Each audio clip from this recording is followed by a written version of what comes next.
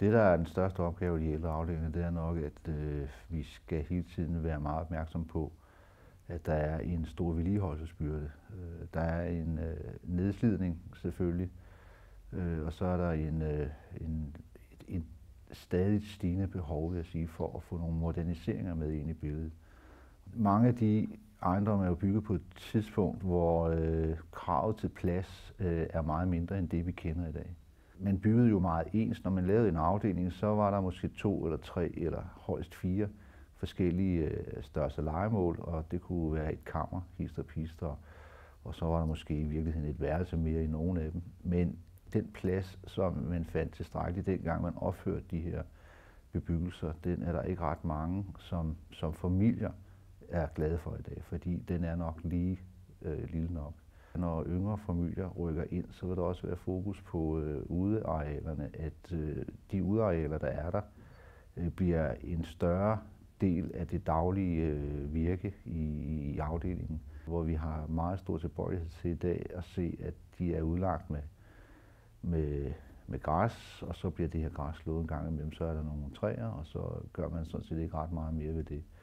Det hænger også lidt sammen med, som vi har set nogle eksempler på, at meget tit så vender bygningen faktisk ryggen til de her grønne arealer.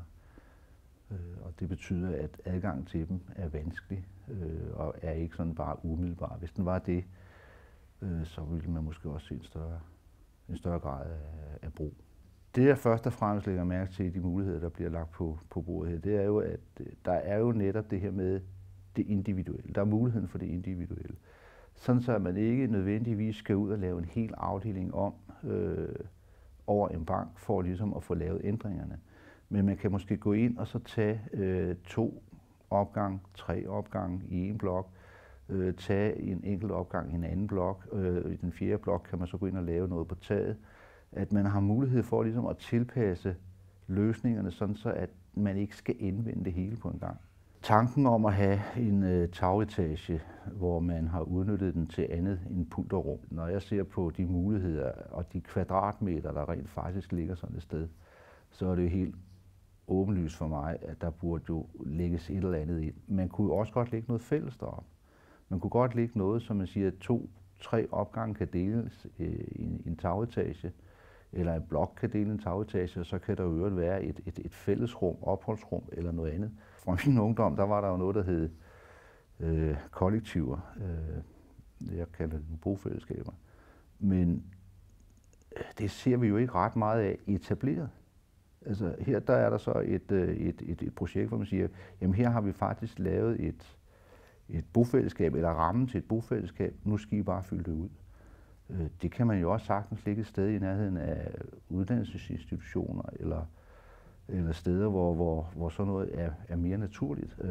Men find områderne, find de mennesker, som synes, der er visioner i det her. Så tror jeg, der er masser af det, som ikke er tænkt ind, som kunne bruges. Det er en meget stor proces. Beboerdemokratiet er jo med hele vejen igennem processen. Og det betyder, at vi skal i samarbejde finde ud af, hvad er ønskerne, hvad er de der fremtidsvisioner for afdelingen. Vi skal jo også prøve i fremtidssikringen og så tænke ind, at hvad er det for nogle beboere, som vi skal tage imod om 10, 15 og 20 år. Hvad er det for nogle krav, de vil stille til de boliger, som vi på det tidspunkt tilbyder. Og vi bliver jo nødt til at tænke det ind, når vi laver de her store renoveringsopgaver, fordi det er rigtig, rigtig mange penge. Og der er ikke rigtig de store muligheder for at gøre det om, når vi nu går i gang med det, og vi så er færdige. Så er det ligesom det, vi har valgt. Men jeg tror på, at vi må se i øjnene, at der kommer større krav, og der vil komme et øget pres på både os og beboerdemokratiet for at få optimeret de forhold. Det er der slet ingen tvivl om.